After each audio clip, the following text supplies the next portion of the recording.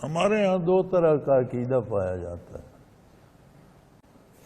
ایک عقیدہ تو یہ ہے کہ ہم یہاں سے جو یا رسول اللہ کہتے ہیں تو حضور وہاں سن لیتے ہیں۔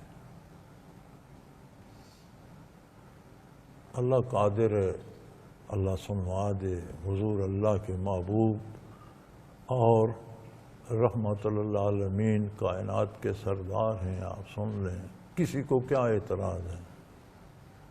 لیکن میرے بھائی اس عقیدے کے ساتھ بھی یہ ادب تو ہے کہ بیٹھ کے دل میں پڑھو،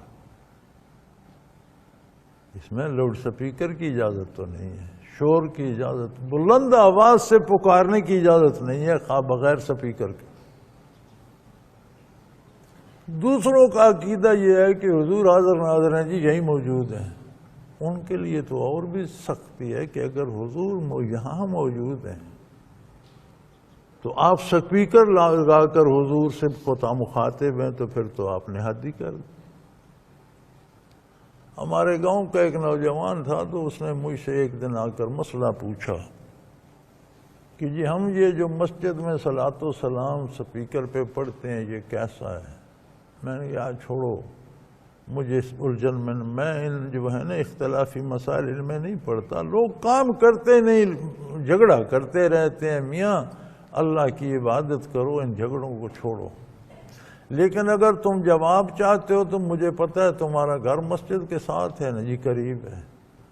میں نے کہا سپیکر آن کر کے جب والد ماجد گھر میں ہوں تو وہاں سے زور زور سے کہنا 5-7 منٹ مسلسل، ابا جی السلام علیکم، اللہ ابا جی اللہ آپ پر رحم کرے۔ میں کہ ابا جی اول تو مسجد پہنچ جائیں گے، تمہارے کہنے تک اول تو مسجد جوتا لے کر پہنچ جائیں گے، تمہاری حجامت کریں گے، اور اگر نہ پہنچے تم گھر گئے تو تمہیں بڑا انعام دیں۔ تو اگر اپنے والد کو نہیں کہہ سکتے تو حضور کے بارے تمہارا عقیدہ ہے کہ حضور یہی موجود ہیں، پھر یہ تمہاری جرأت ہے بھائی۔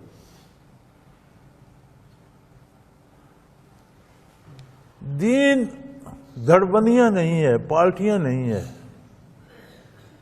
یہ سیاسی پارٹیوں کی طرح نہیں ہے کہ میں پیپل پارٹی کا ہوں، میں نون والوں کو نہیں مانتا، میں مسلم لیگ نون کا ہوں، میں پی ٹی آئی کو نہیں مانتا، میں پی ٹی آئی کا ہوں، میں جماعت اسلامی کو نہیں مانتا۔ دین ایسا نہیں ہے، دین عقیدہ اور نظریہ ہے، اور عقیدے اور نظریے کا حق پر ہونا شرط ہے۔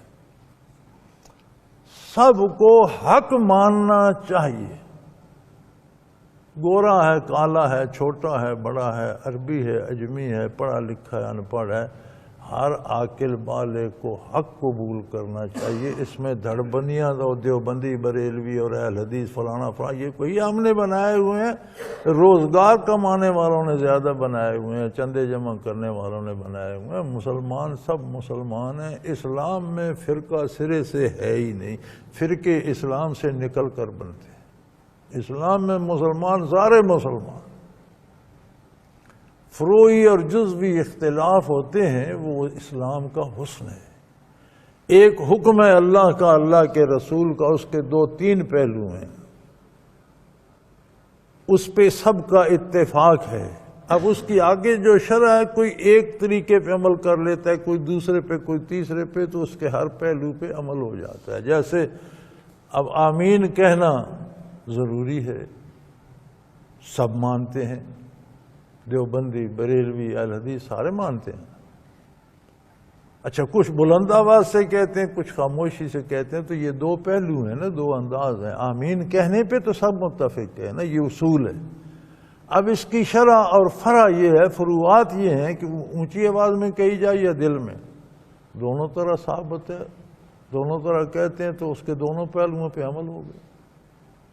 رفع یدین ثابت ہے نبی کریم صلی اللہ علیہ وسلم سے، اللہ اکبر جب نماز میں کہی جاتی حضور ہاتھ مبارک کانوں تک اٹھا کر باندھتے، سارے قائل ہیں، بریلوی دیوبندی اہل حدیث۔ اب امام مالک رحمۃ اللہ علیہ کے پیروکار اور اہل حدیث، یہ 2 حضرات ہیں، یہ کہتے ہیں ہر تکبیر پر ہاتھ اٹھائیں گے۔ اہل سنت اور باقی ائمہ کہتے ہیں پہلی تکبیر پر ہاتھ اٹھا لیے رکن ادا ہو گیا، بار بار اٹھانے کی ضرورت نہیں۔ اب یہ دونوں اس کی شرح ہیں، تفسیر ہے۔